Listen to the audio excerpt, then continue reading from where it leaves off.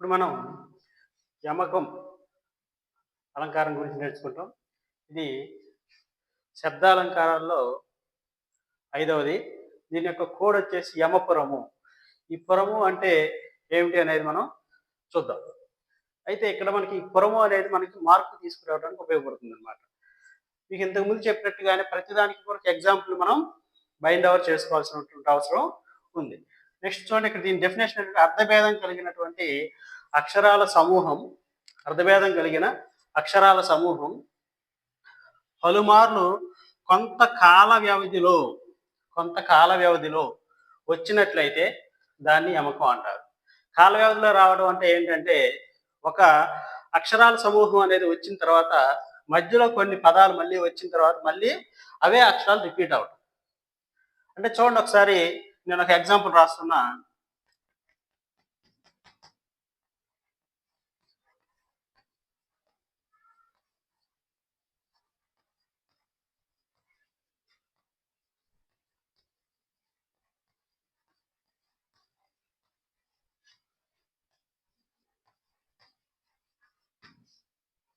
చూడండి, ఇక్కడ మనకి రెండు చోట్ల కూడా పురము అనేది ఉంది.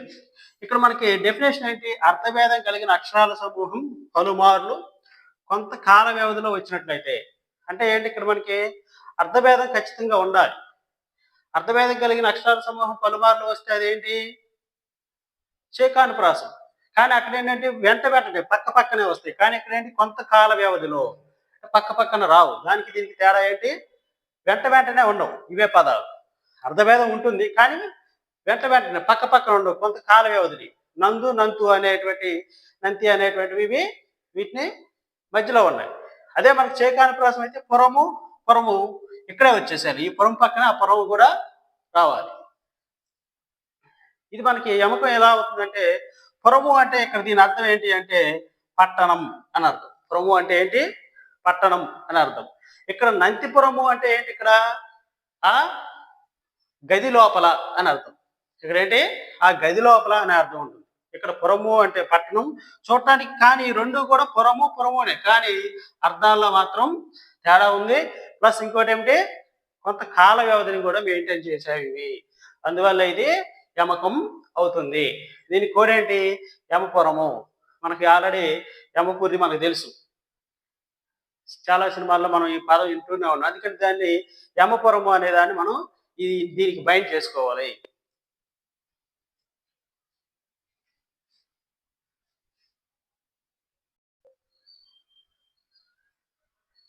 ఇంకా మరికొన్ని ఎగ్జాంపుల్స్ మనం చూసినట్లయితే చూడండి, ఇక్కడ మనకి లేమ ధనుజుల గెలువగా లేమ అనేటువంటి ఈ రెండు కూడా మనకి రిపీట్ అయ్యాయి.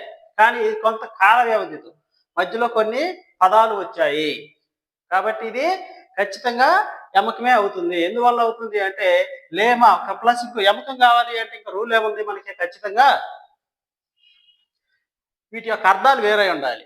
లేమ అంటే ఇక్కడ మనకి స్త్రీ సంబంధించినటువంటి పదం ఇది. ఇక్కడ మనకి లేమ అంటే గెలవగ లేమ అంటే ఇక్కడ ఏంటంటే ఇది ఒక క్వశ్చన్ మార్క్, ప్రశ్నార్థకానికి సంబంధించినటువంటి పదం అనమాట. ఈ రెండు కూడా కొంత కాల వ్యవధి, కొంత గ్యాప్ తో వచ్చాయి. ఈ గ్యాప్ లో కొన్ని పదాలు వచ్చాయి కాబట్టి ఇది మనకి యమకంగా చెప్పడం జరుగుతుంది అనమాట. ఇంకా కొన్ని ఎగ్జాంపుల్స్ మీరే ఎలా అనేది దాని చదువుతురు. కానీ గంగా నది డాష్ ప్రవహిస్తుంది.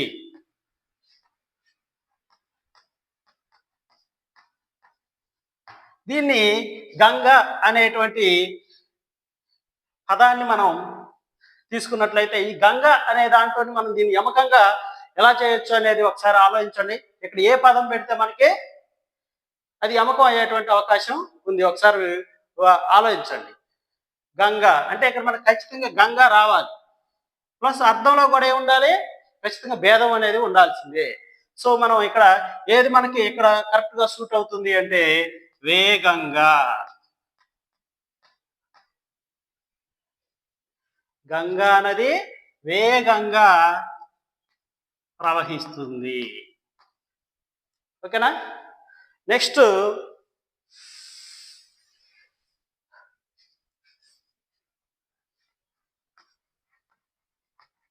రామయ్య మేము అక్కడికి డాష్. దీన్ని అండర్లైన్ చేశారు. దీన్ని మనం యమకం కావాలి అంటే ఇక్కడ ఏముండాలి ఈ డాష్లో? రామయ్య మేము అక్కడికి ఏముండొచ్చు? మళ్ళీ రామయ్య ఖచ్చితంగా రావాల్సిందే. కానీ దాని యొక్క డిఫరెన్స్ ఎక్కడ ఉండాలి? అర్థంలో ఉండాలి. రామయ్య అంటే ఎవరు? రాముడు అని అర్థం. మేము అక్కడికి రామయ్య అంటే రాలేము అని అర్థం, లేదా రాము అని అర్థం. రామయ్య మేము అక్కడికి రామయ్య.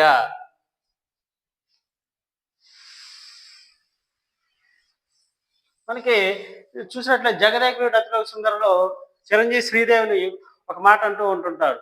మానవ అనగానే శ్రీదేవి ఈ ఈ మానవ అనే ఈ మాట మానవ అని అంటూ ఉంటాడు. అది దాంట్లో మనకి యమకాలంకారం అనేది ఉంది. చూద్దాం.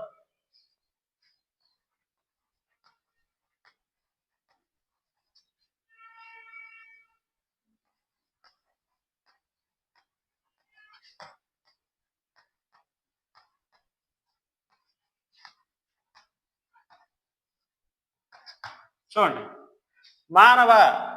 మానవ అంటే ఏంటి? ఇక్కడ ఓ మనిషి లేదా ఓ మానవుడా అని అర్థం. ఇక్కడ మానవ అంటే మానవ అంటే ఏంటంటే నువ్వు ఆ మాట అనడం మానివేయవా అంటే అనటం ఆగవా అని అర్థం. చూడండి, ఇక్కడ మానవ మానవ రెండు ఒకటే పదాలు, కానీ అర్థంలో మాత్రం ఖచ్చితంగా భేదం ఉంది. ఇంకా ఏముంది? కొంత కాల వ్యవధితో, కొంత అంటే పదాల గ్యాప్లు మధ్యలో కొన్ని పదాలు, ఈ పదానికి ఈ పదానికి మధ్యలో కొన్ని పదాలు మనకి ఉండటం జరిగింది అనమాట. అందుకని ఇదేంటి? ఖచ్చితంగా యమకాలంకారము అవుతుంది. నెక్స్ట్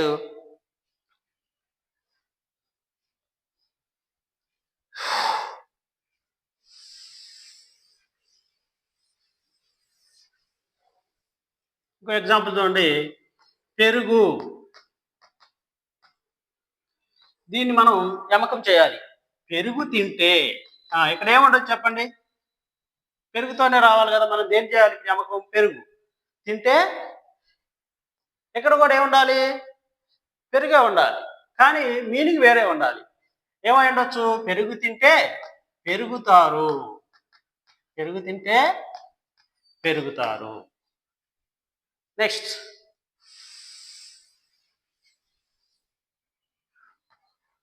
వరి. వరిలో వస్తుంది. చూడండి ఒకసారి,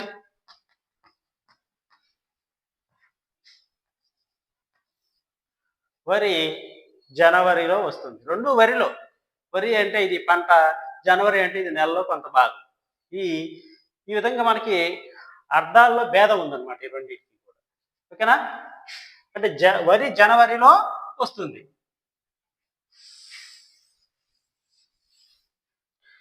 నెక్స్ట్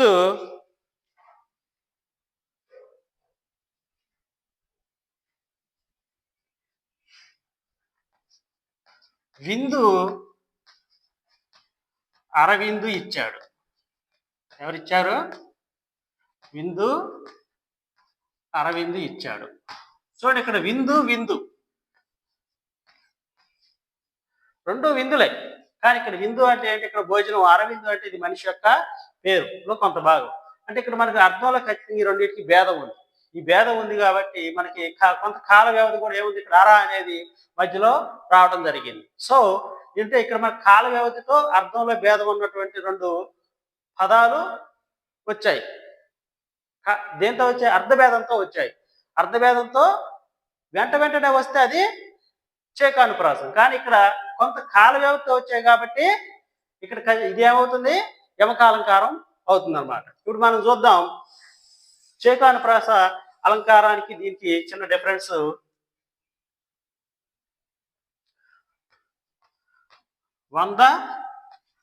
వందనాలు, ఇది ఏంటి? చేకానుప్రాసం. దీన్నే మనం వంద ఎందుకు? ఇది రెండు అర్థంలో భేదం ఉంది, కానీ ఇది మరి యమకం ఎందుకు కాదు అంటే కాల వ్యవధి లేదు దీనికి.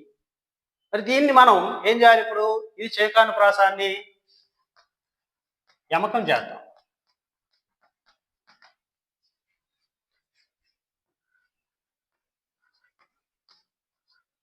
వందల కొలది వందనాలు. ఇప్పుడు ఇది యమకం. ఓకేనా? ఇక్కడ 100 100 సేమ్, ఇది కూడా సేమ్. కానీ ఇక్కడ పక్క పక్కనే వచ్చింది కాబట్టి చేకాను ప్రాసం అయింది. అర్ధభేదంతో కూడిన హల్లుల జంట వెంట వెంటనే వచ్చింది. ఇక్కడ అర్ధభేదంతో కూడినటువంటి అక్షరాల సమూహం అనేది కొంత కాల వ్యవధితో వచ్చింది కాబట్టి ఇది యమకం అయింది. ఓకేనా? ఈ రెండింటి డిఫరెన్స్ చూడండి ఒకసారి, కన్ఫ్యూజ్ కాకుండా.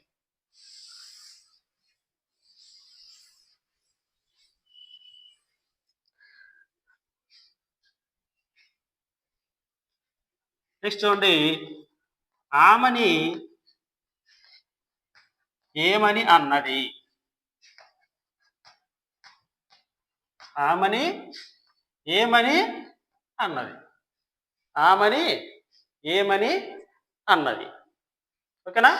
అంటే ఇక్కడ చూడండి, మనకి ఆమని ఏమని అన్నది అంటే మని మని రెండు వచ్చినాయి. కానీ ఇక్కడ ఆమని, ఇక్కడ ఏమని. ఆమని అనేది ఇక్కడ మనిషి యొక్క పేరు, ఏమని అంటే ఏమి అన్నది అని అర్థం. ఓకేనండి?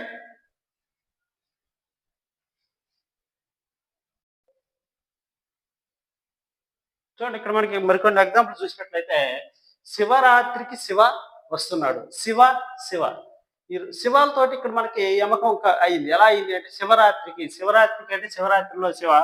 ఇది శివ అనేవాడు ఒక మనిషి అంటే అర్థంలో ఖచ్చితంగా భేదం ఉంది. ప్లస్ ఇంక ఇక్కడ ఏముండాలి, మనకి చేకాను ప్రాసం కాకుండా ఉండాలి అంటే ఇక్కడ మనకి యమకం కావాలి అంటే ఖచ్చితంగా దీంట్లో మనకి కాల వ్యవధి అనేది ఖచ్చితంగా ఉండాలి.